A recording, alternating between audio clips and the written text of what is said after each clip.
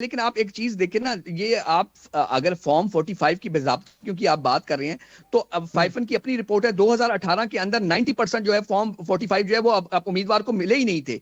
तो उसके ऊपर कौन मिले ही सा नहीं थे, कमीशन बिल्कुल। बना था? उसके ऊपर कौन सी चीज हम लोगों ने लेकर गए हैं, या उस पर कमीशन बना, या उसके ऊपर धांधली के ऊपर कोई चीज हुई है, या इलेक्शन कमीशन ने कोई चीज लिया है?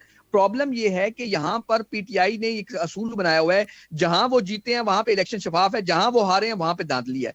तो ये तो पीटीआई का और ये जो पीटीआई और प्रो पीटीआई साफी हैं, इन लोगों का एक हाइप क्रिएट करने का पुराना तरीका है। इस दफा भी हम्म। यही हो रहा है। देखिए ना, कमीशन ये तो नहीं फैसला करेगा कि एनए 130 में क्या होगा हुआ है। इलेक्शन कमीशन तो फैसला करेगा, यानी कोई कमीशन भी बनेगा वो फैसला करेगा पूरे पाकिस्तान में इलेक्शन कैसा हुआ है। ठीक है। तो हम्म। पाकिस्तान के उन हलकों में भी जाएगा जहां पे आज रिकाउंटिंग में नून लीग का उम्मीदवार जीत रहा है, तो इसका मकसद है फिर बेजाब्ती जो वहां पे नून लीग के खिलाफ हुई है, तो फिर इसका मकसद है इलेक्शन वहां पे भी कलम दम करार दे दें। इसी तरह हम्म। केपीके में जहां पे इलेक्शन हुआ है और जहां पर इलेक्शनों के जिसपे आजकल इतने सवालात उठ रहे हैं, तो फिर वहां पे भी कमीशन अपना काम करेगा, बलूचिस्तान में भी करेगा, सिंध में भी करेगा। तो ये चीजें है ना कि हमने 4 हलकों के ऊपर एक कमीशन बना दिया तो एक वो बन गया, नहीं, ये अब खत्म पीटीआई हो तो ये जाना कह रही चाहिए। है ना, दिशांत साहब, पीटीआई तो ये कह रही है कि अगर पूरे खैबर पख्तूनख्वा में भी इलेक्शन करवाने पड़ जाए तो हम उसके लिए भी तैयार हैं, लेकिन अब शर्त ये कि आप पूरे पाकिस्तान में दोबारा इलेक्शन करवाएं।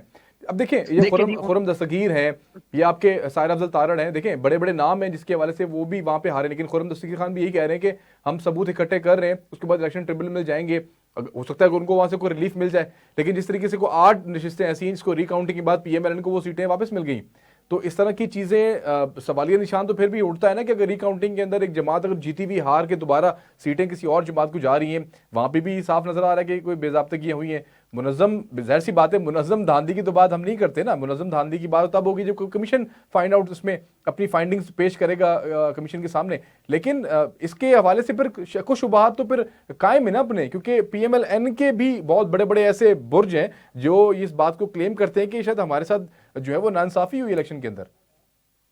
देखिए असद, एक चीज है ना, हमने एक चीज देखनी है कि हम्म। इलेक्शन के दरमियान बेजाब्तगियां होती हैं। अभी तक हम्म। कितने हलके हैं जहां पे रिकाउंटिंग हुई है और फैसला तब्दील हुआ है? अगर आप पूरे पाकिस्तान से हिसाब लगाएं तो सिर्फ उसका 1% भी नहीं लगेंगे। टोटल वन हम्म। परसेंट हलकों के ऊपर भी रिकाउंटिंग नहीं हुई और उस रिकाउंटिंग के ऊपर फैसला नहीं बदला। तो क्या हम 1% के ऊपर डिसाइड कर लेंगे कि पूरा इलेक्शन के अंदर बेजाब्तियां हुई हैं? तो ऐसा नहीं होता। दूसरी बात हम्म। है, इलेक्शन ट्रिब्यूनल्स इसलिए बनते हैं कि उम्मीदवार अगर जिसको लगता है कि बेजाब्ती हुई है या धांधली हुई है या कोई भी सबूत उसके पास है, तो वो इलेक्शन ट्रिब्यूनल में जाता है। रही बात हम्म। खुर्रम दस्तगीर साहब की, जवेद लतीफ साहब की, एक्स वाई जी की, देखिए जी मेरी बात सुने, इलेक्शन होता है इलेक्शन डे पर। आपने इलेक्शन डे के ऊपर अगर अपने आप को सरेंडर कर दिया है और उसके बाद ये कहें कि हम देख रहे हैं कि हमारे साथ क्या हुआ है, दैट इज अनदर थिंग। अगर आपको बेजाब्ती का डर था कि आपके साथ धांधली हुई है, बेजाब्ती हुई है, तो आप इसको ट्रिब्यूनल में जाने से पहले उसकी रिकाउंटिंग की, अगर रिकाउंटिंग से आपका वोट 5% से ज्यादा है तो आप इलेक्शन ट्रिब्यूनल में जाएं। इलेक्शन ट्रिब्यूनल में जाने में आपको किसी ने रोका नहीं है, लेकिन 5, 6, 10 हलकों के फैसलों के ऊपर पूरे इलेक्शन के ऊपर छाप नहीं लगाई जा सकती कि वो पूरा का पूरा हम्म। इलेक्शन ही नल एंड वाइड हो जाएगा। तो ऐसा नहीं होता। सर, अब जावेद लतीफ साहब ने तो बकायदा ये